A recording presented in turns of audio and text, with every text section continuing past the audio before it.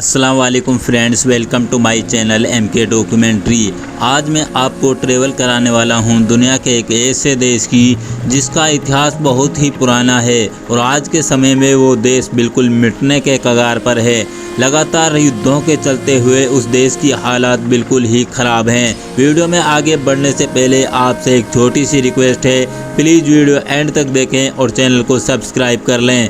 शुरू करते हैं आज का ये शानदार सफ़र फ़िलिस्तीन देश का। फ़िलिस्तीन की सरजमी के बारे में कहा जाता है कि फ़िलिस्तीन की सरजमी भले ही युद्धों से बंजर हो गई हो, लेकिन वहाँ की सरजमीन कभी बुज़दिल पैदा नहीं करती और ऐसा ही हमेशा देखने के लिए मिलता है। वहाँ के जो लोग हैं वो लगातार युद्ध में रहते हैं, फिर भी उनके जज्बे को कोई आज तक कम नहीं कर पाया है। फ़िलिस्तीन देश के यरूशलेम शहर में अल अक्सा मस्जिद है, जो ईसाइयों, यहूदियों और मुस्लिमों के लिए बहुत ही ख़ास जगह है और इसको मुस्लिम अपना तीसरा सबसे मुक़द्दस जगह मानते हैं। सबसे पहले मक्का, मदीना और उसके बाद में वो बैतुल मुक़द्दस को अपने लिए सबसे मुक़द्दस जगह मानते हैं और यही वजह है कि यहाँ पर लगातार कन्फ्लिक्ट चलती रहती है। आज के समय की अगर बात करें तो यरूशलेम शहर यहूदियों के कब्ज़े में है। दोस्तों, अब मैं थोड़ा फ़िलिस्तीन देश के इतिहास के बारे में बता देता हूँ।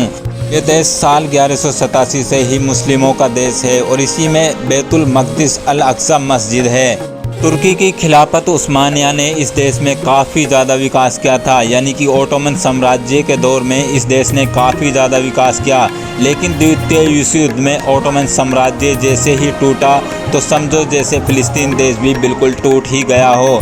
द्वितीय विश्व युद्ध में आपने हिटलर का नाम तो ज़रूर सुना होगा, जिसने यहूदियों को चुन चुन कर मारा था और लगभग 60 लाख यहूदियों को मौत के घाट उतार दिया था। और जो कुछ यहूदी बचे थे उनमें से कुछ ने अमेरिका में जाकर शरण ली और एक बड़ी संख्या यहूदियों की फ़िलिस्तीन की तरफ गई। बचे हुए यहूदियों का जो जहाज़ समुंदर से होते हुए फ़िलिस्तीन पहुंचा, उन लोगों ने फ़िलिस्तीन के लोगों से मदद मांगी और फ़िलिस्तीन के लोगों ने इस मुश्किल वक्त में उन लोगों का साथ दिया और अपनी ज़मीन में से कुछ ज़मीन उन लोगों के लिए रहने के लिए दे दी। इसके बाद में यहाँ पर यहूदी पनपते रहे और अमेरिका उनको मदद करता रहा। अमेरिका की मदद से ये यहूदी लोग लगातार अपनी ताकत बढ़ाते रहे और साल 1948 में यहूदियों ने एक अलग देश की मांग की, जिसको संयुक्त राष्ट्र संघ ने मान लिया और 1948 में फ़लस्तीन में से इजराइल को बना दिया।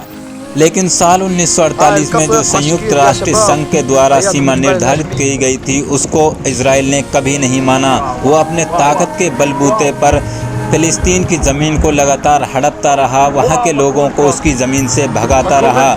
धीरे धीरे करके इजराइल ने यरूशलेम को भी अपने कब्ज़े में ले लिया और अल अक्सा मस्जिद भी इजराइल के कब्ज़े में चली गई और इसी को लेकर लगातार इन देशों के बीच में कन्फ्लिक्ट चलता रहा, क्योंकि फ़लस्तीन के पास ऐसी कोई शक्ति या ताकत या अपनी फ़ौज नहीं थी जिससे वो इजराइल से मुकाबला कर सके, जबकि इजराइल को लगातार अमेरिका से सपोर्ट मिलता रहता है, हथियार मिलते रहते हैं। इजराइल के पास इतनी ताकत होने के बाद भी फ़िलिस्तीनी लोग इनसे डरते नहीं हैं।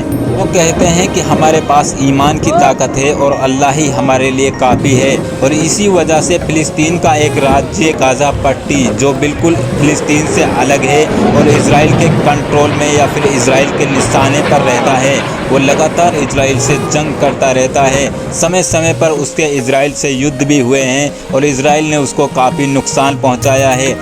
लेकिन फ़िलिस्तीन और गाज़ा के बच्चे, जवान, बुज़ुर्ग, महिलाएं सभी अपनी आज़ादी की लड़ाई के लिए लड़ते रहते हैं। उनका मानना है कि अल्लाह के हुक्म से हम इस्लाम की पावर से, अल्लाह के साथ से एक दिन अपनी अल अक्सा मस्जिद को और अपनी ज़मीन को ज़रूर छुड़ा लेंगे। दोस्तों, अगर आज के समय में आपको सच्चे और बहादुर मुसलमान को देखना है तो फ़िलिस्तीन के लोगों को देख सकता है और फ़िलिस्तीन के भी गाज़ा पट्टी के लोगों का ईमान इतना ताकतवर है कि वो इजराइल की फ़ौज से बिल्कुल भी नहीं डरते।